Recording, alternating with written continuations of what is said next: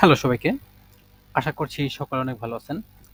ওয়ার্ডপ্রেসের আজকের এই টিউটোরিয়ালে আমি দেখাবো কিভাবে আপনি এক ডোমেন বা হোস্টিং ছাড়াই একটি ওয়ার্ডপ্রেস ইনস্টল করতে পারেন এবং সেই ওয়ার্ডপ্রেসে আপনি আপনার ইচ্ছামতো থিম প্লাগইন ব্যবহার করে একটি সাইট কমপ্লিট করতে পারেন।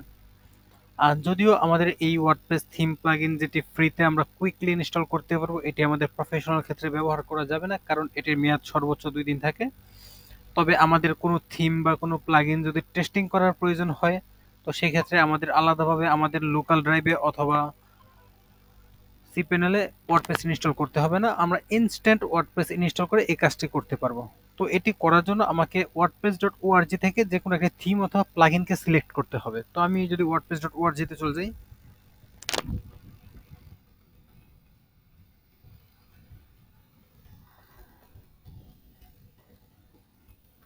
wordpress.org তে যাওয়ার পর আমি এখান থেকে একটি থিম সিলেক্ট করব অথবা একটি প্লাগইন সিলেক্ট করলেও পারেন। এটি আপনার ইচ্ছা। আমি যদি এখান থেকে থিম সিলেক্ট করে আমি হ্যালো এলিমেন্টের থিমটিকে প্রিভিউ করি, তো সেক্ষেত্রে আমি দেখব এখানে আমার হ্যালো এলিমেন্টের থিমটিকে শো করছে। তো এইখানে আমি একটি ওয়ার্ডপ্রেস ইনস্টল করব। তো ওয়ার্ডপ্রেস ইনস্টল করাটি খুবই সহজ। আমি জাস্ট এখানে আমার wordpress.org এর পরিবর্তে ওয়ার্ডপ্রেসের পরিবর্তে আমি লিখব টেস্টি ডাব্লিউপি। বানানটি একটু খেয়াল রাখবেন, টেস্টি, TASTE, টেস্টি ডাব্লিউপি। আমি যখন টেস্টি ডাব্লিউপি এটি লিখে এন্টার করব, তো সেই ক্ষেত্রে আমি দেখব আমার অটোমেটিক্যালি একটি ওয়ার্ডপ্রেস ইনস্টল হয়ে যাবে। তো এখানে আমাকে একটি এরর দেখাচ্ছে, সেটি হয়তো কোনো একটা কারণে এরর দেখাচ্ছে। আমি যদি এটিকে প্রাইভেট ট্যাবে চেষ্টা করি, তো সেক্ষেত্রে হয়তো এই সমস্যাটি আমরা দ্বিতীয়বার ফেস করব না। আমি যদি এটিকে প্রাইভেট ট্যাবে ভিউ করি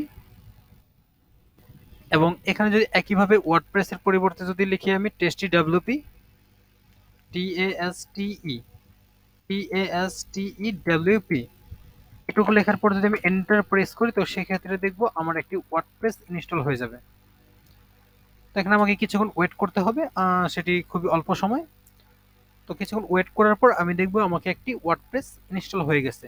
তো সেই ক্ষেত্রে আমাকে আলাদাভাবে ডোমেইন, হোস্টিং, সিপ্যানেলে গিয়ে সফটওয়্যার ক্লাসের মাধ্যমে কোনো কিছুই করা লাগলো না। আমি সহজে একটি ওয়ার্ডপ্রেস ড্যাশবোর্ড পেয়ে গেলাম এবং এটির মেয়াদ থাকবে সর্বোচ্চ 2 দিন।